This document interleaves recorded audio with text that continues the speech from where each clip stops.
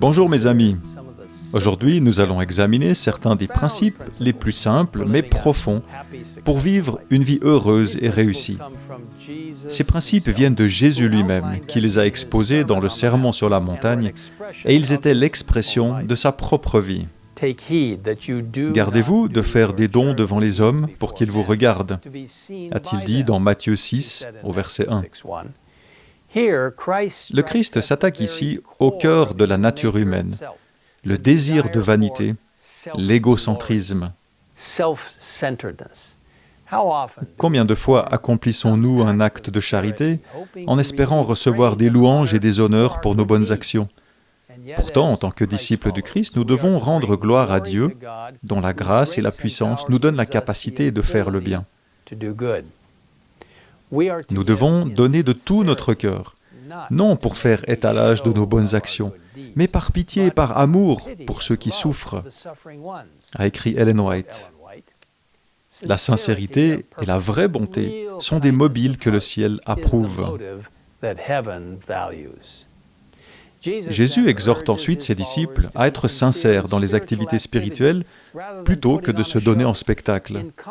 Contrairement aux pharisiens qui, à voix haute, récitaient de longues prières dans des lieux publics pour se glorifier, Jésus a donné l'instruction suivante.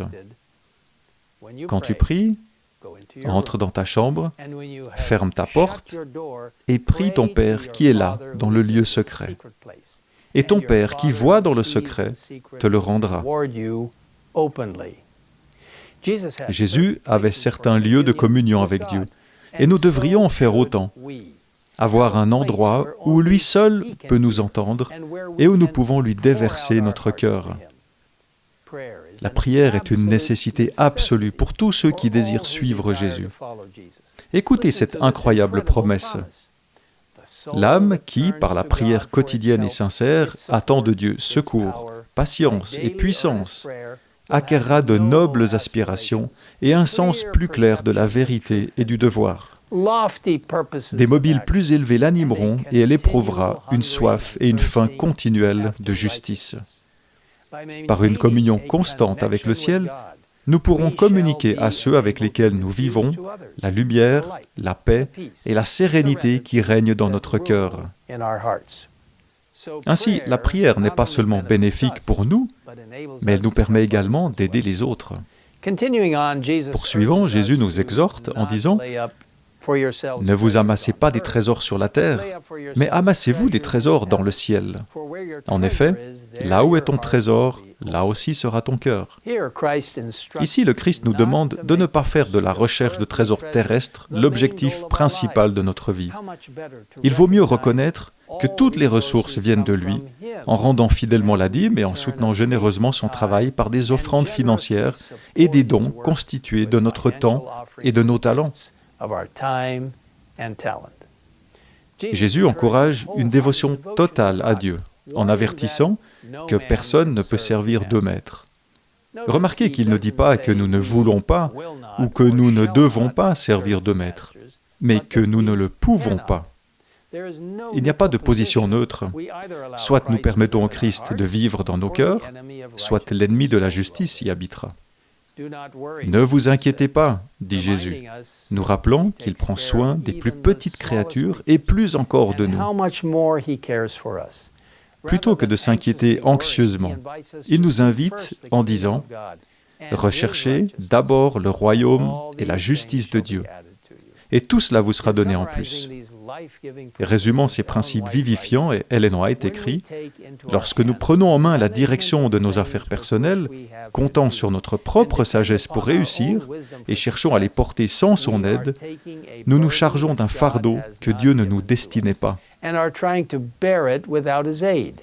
Nous nous mettons ainsi à sa place et endossons la responsabilité qui lui incombe.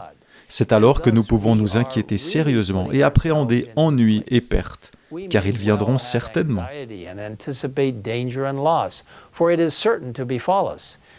Mais si nous croyons vraiment que Dieu nous aime et qu'il désire notre bien, nous cesserons de nous agiter au sujet de l'avenir. Nous nous abandonnerons à lui comme un enfant s'abandonne à son père qu'il aime. Nos soucis et nos tourments s'évanouiront alors car nos désirs, devenus conformes à la volonté de Dieu, se confondront avec elle.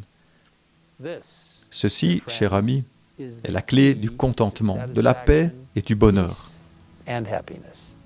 Aujourd'hui, je vous invite à placer votre vie, votre volonté, entre les mains puissantes et dignes de confiance de Dieu. Prions. Père Céleste, nous te remercions pour les bénédictions que tu accordes à chacun d'entre nous et pour que beaucoup d'autres choses dont nous nous inquiétons et qui nous préoccupent ne soient pas en fait des choses dont nous sommes responsables. Aide-nous à dépendre entièrement de toi, en reconnaissant que si nous sommes entre tes mains, tu dirigeras, tu guideras et tu pourvoiras. Alors Seigneur, accepte-nous aujourd'hui comme tes serviteurs, comme tes fils et tes filles,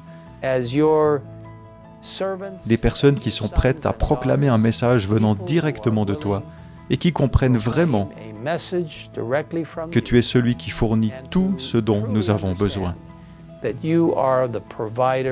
Merci de nous avoir écoutés. Au nom de Jésus. Amen. In Jesus' name, amen.